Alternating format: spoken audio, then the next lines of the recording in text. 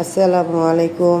সবাই কেমন আছেন? আলহামদুলিল্লাহ, আমরাও ভালো আছি। আজকে বাটা ময় মশলা দিয়ে দেশি মুরগি রান্না করতে এসেছি। এই রান্নাগুলো অনেক মজা, সুস্বাদু ও মজাদার খাবার। এভাবে বাসায় আপনারা ট্রাই করবেন।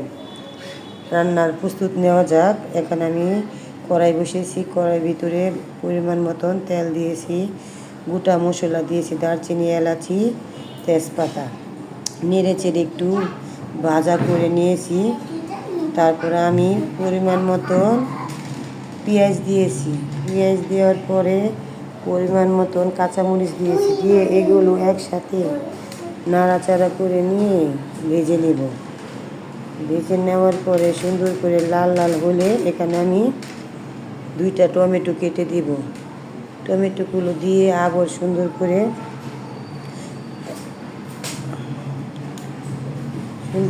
পরিমাণ মতন লবণ দিয়ে আর একটু নেড়ে চেড়ে নিয়ে এখানে আমি পরিমাণ মতন পেঁয়াজ বাটা দিছি।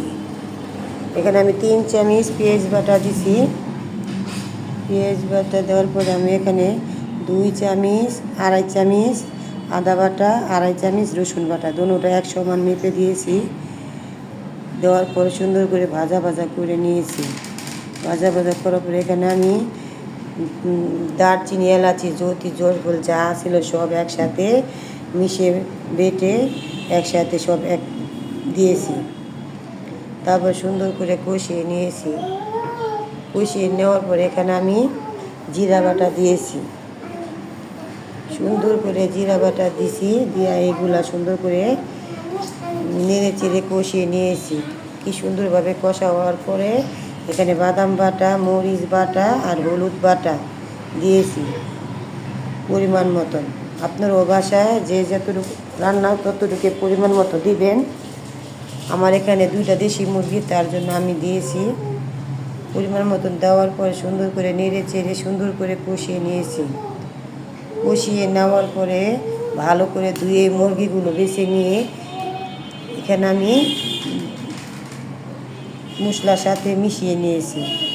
মুরগিগুলো মশলার সাথে সুন্দর করে মিশিয়ে নিয়ে ভালো করে এখন কষাবো। কষায়ে সুন্দর করে কষানো হলে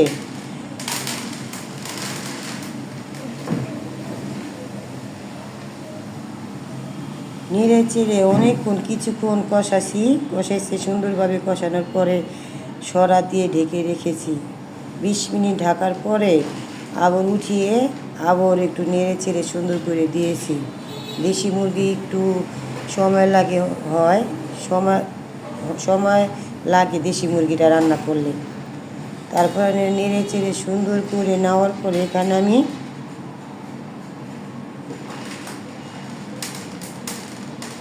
3-4টা আলু কেটে ভেজে নিয়ে আমি তারপরে তরকারিটার সাথে দিয়েছি। একটু আলুটা দিলে হালকা একটু মজা লাগে। তারপরে আমি নেড়ে চেড়ে নিয়ে সুন্দর করে আবারও ঢাকনা দিয়ে ঢেকে দিয়েছি আবারও 10 মিনিট।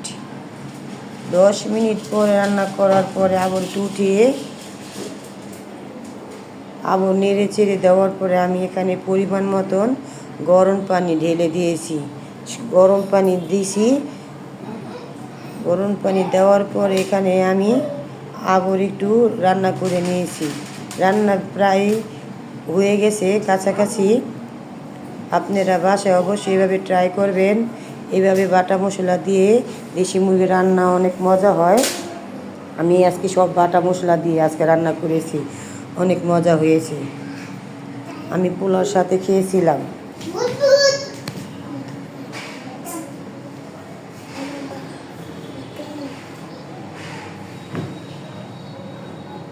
তারপরে আমার রান্না হয়ে গেছে, এখন পরিবেশন করব। আমার রান্নাগুলো ভালো লাগলে একটা লাইক দিয়ে পাশে থাকবেন ও শেয়ার করে দিবেন। সবার মাঝে সাবস্ক্রাইব করেও পাশে থাকবেন। আমি খেয়ে দেখেছি রান্নাটা অনেক মজা হয়েছে। কি সুন্দর সফট হয়েছে, মুরগিটা সিদ্ধ হয়েছে। এভাবেই আমি বাসায় রান্না করি ঘরোয়া পদ্ধতি থেকে। আপনারা ওইভাবে বাসায় ট্রাই করবেন। সবাই ভালো থাকবেন, সুস্থ থাকবেন, নিরাপদে থাকবেন। আজকে এই পর্যন্তই। আসসালামু আলাইকুম।